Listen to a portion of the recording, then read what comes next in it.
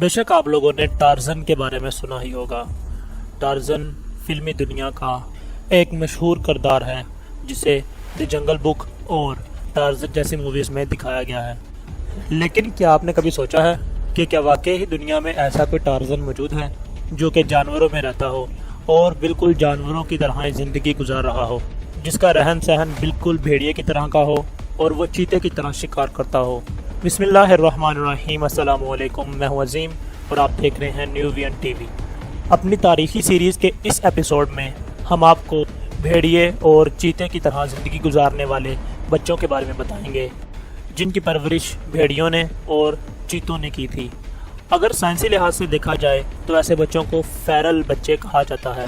Farrell بچوں میں بھیڑیوں کے ساتھ پرورش پانے والی دو ہندو بچیوں کے کیس کا ذکر بڑا دلچسپ ہے، جو 1920 میں ہندوستان کے صوبہ بنگال میں ایک بھیڑیے کے بٹ سے پکڑی گئیں۔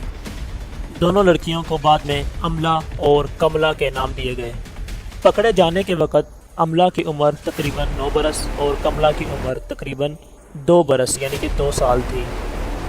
دونوں لڑکیوں کو ایک آدمی مسٹر JAL سنگھ اور ان کی اہلیہ کی زیر نگرانی ایک یتیم خانے میں رکھا گیا، لیکن چند ہی ماہ بعد چھوٹی بچی املا مر گئی، لیکن بڑی بچی کملا 1929 تک زندہ رہی، جس کے پورے کوائف کا ریکارڈ رکھا گیا۔ دریافت کے وقت کملا کے کردار میں ایسی کوئی بات نہیں ملتی تھی جس کو انسانی کردار کہا جا سکتا ہو۔ وہ گھٹنوں اور ہاتھوں کے بل چلتی تھی اور کبھی کبھار ہی سیدھی کھڑی ہوتی تھی۔ اس کے سننے اور سونگھنے کے حواس بہت تیز تھے۔ اس کی نظر دن کی بجائے رات کو زیادہ بہتر ہوتی تھی۔ یتیم خانے میں داخل ہونے کے بعد جو فوراً اس کی تصویر لی گئی، اس میں وہ کتے بلی کی طرح برتن میں سے اپنی خوراک زبان سے ہڑپ کرتی نظر آتی ہے۔ کھانا وہ کمال بے تابی سے کھاتی تھی، خاص طور پر گوشت، جس کو وہ جہاں پاتی بے دھڑک جبٹ لیتی، اور کھاتے وقت اگر کوئی اس کے قریب جاتا تو وہ جانوروں کی طرح غراتی۔ یتیم خانے میں داخل ہوئے اسے تقریباً 2 برس ہو گئے تھے کہ ایک دن احاطے میں اسے ایک مرا ہوا چوہا دکھائی دیا۔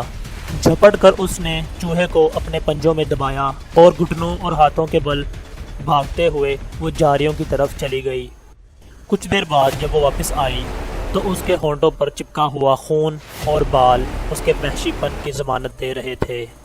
شروع میں وہ سوائے بھیڑیوں کی طرح غرانے کے کچھ نہ بولتی۔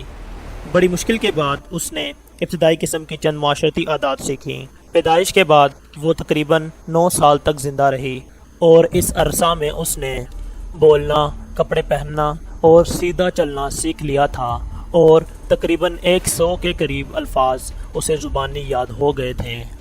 اس کیس کی تفصیلات سے پتہ چلتا ہے کہ انسانی بچے کو ابتدا میں جس قسم کا ماحول ملے وہ اسی رنگ میں رنگ جاتا ہے۔ جب تک کملا بھیڑیوں کے ساتھ پلی بڑھی، اس کی حرکات و سکنات اور کھانے کے طریقے بالکل جانوروں کی طرح تھے، لیکن جب اس کو انسانی ماحول ملا تو اس نے انسانی اوصاف بھی سیکھنے شروع کر دیے۔ بالکل اسی طرح کا ایک اور کیس تاریخ میں موجود ہے کہ ایک لڑکا جس کا نام رامو تھا، 1954 میں بھارت میں کسی شکاری کو چیتے کی کچھاڑ سے ملا یہ فیرل بچہ جس کا نام رامو تھا، کچا گوشت بڑے شوق سے کھاتا تھا۔ گاؤں کی جو مرغی اس کے قریب سے گزرتی وہ چپڑ کر اسے پکڑتا اور کھا جاتا۔ دریافت کے وقت لڑکے کی عمر 7 سال تھی۔ وہ چوپاہوں کی طرح زمین پر بیٹھتا اور ہاتھوں کے بل چلتا تھا، مگر بعد میں انسانی صحبت میں سر آنے سے اس نے انسانوں جیسی عادات اپنا لی۔ بالکل اسی قسم کا ایک اور بچہ چند شکاریوں کو جنوبی فرانس کے جنگلات میں 1799 میں گھومتا ملا، جس کی عمر 11 برس کے لگ بھگ تھی، اور وہ جانوروں کی طرح اپنی خوراک کی تلاش میں درختوں کی جڑوں اور شاخوں اور شاہ بلوط کے پھولوں میں منہ مارتا پھرتا تھا۔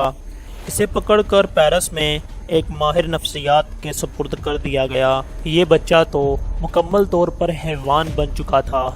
اس کے حواس کند تھے، کبھی کبھی وہ غرانے کی آواز نکالتا۔ 5 برس میں اس نے تقریباً تھوڑا سا پڑھنا اور لکھنا سیکھ لیا، تاہم یہ خیال کیا گیا کہ وہ فاتر العقل تھا، اور اس کے اوپر مزید یہ کہ اسے ابتدا میں غیر انسانی ماحول ملا، جس کی وجہ سے وہ انسانی اوصاف سے ہی محروم ہو گیا۔ تو دوستو، یہ تھی تاریخ ان چند ایک بچوں کی جنہوں نے حیوانوں کے درمیان پرورش پائی اور بعد میں بالکل انہی کی طرح زندگی گزارنے پر مجبور ہو گئے۔ اسی طرح کے تاریخ میں چھپے ہوئے کئی راز جاننے کے لیے ہمارے چینل کو سبسکرائب کریں اور بیل آئیکن ضرور دبائیں تاکہ آپ کو اس طرح کی نئی اچھی ویڈیوز مل سکیں۔ اسی کے ساتھ ہی میں آپ سے اجازت چاہتا ہوں، ملتے ہیں اگلی ویڈیو میں۔ اللہ حافظ۔